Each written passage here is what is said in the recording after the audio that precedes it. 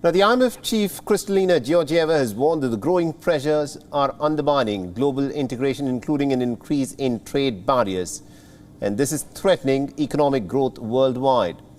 In a message to officials gathered in Davos, the IMF Chief Kristalina Georgieva and her deputy Geeta Gopinath said that the cost of further disintegration will be enormous across countries.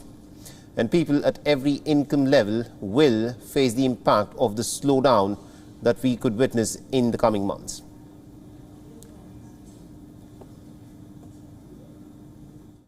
We have downgraded our projections for growth for this year in April for 143 countries. This is 86% of global GDP.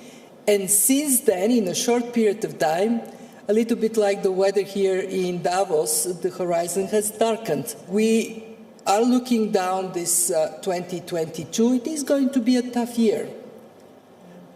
We have commodity price shock in many countries, and the particular shock I want to bring your attention to is food price shock. Nonetheless, think of numbers. 3.6 is our prediction. That is a long way from 3.6 to global recession.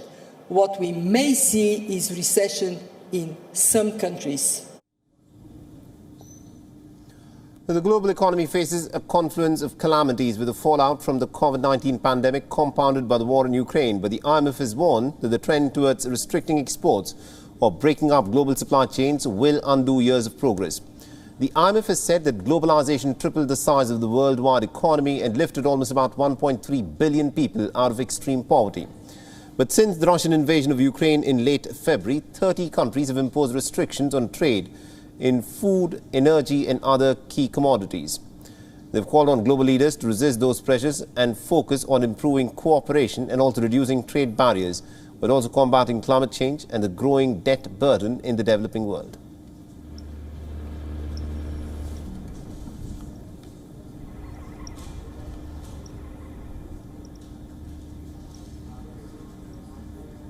WION is now available in your country. Download the app now and get all the news on the move.